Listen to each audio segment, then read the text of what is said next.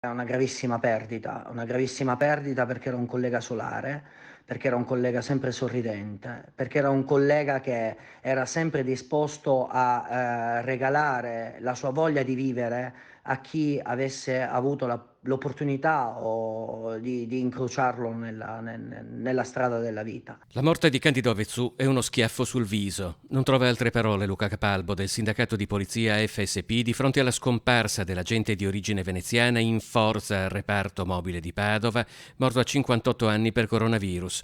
A luglio Cavezzù aveva prestato servizio all'hotspot di Taranto, una struttura che ospitava diversi migranti risultati positivi. Uno immagina che il rischio del poliziotto sia quello del conflitto a fuoco e poi magari dimentica che noi siamo fatti di carne e di ossa come qualsiasi altro cittadino e quindi sindacalmente ci lascia veramente molto perplessi. Cavezzu ha scoperto di essere positivo alla fine di luglio. Il 10 agosto aveva annunciato sul suo profilo Facebook il ricovero in terapia intensiva, aggiungendo poi che sulla sua lapide ci fosse lo scudetto del secondo reparto mobile.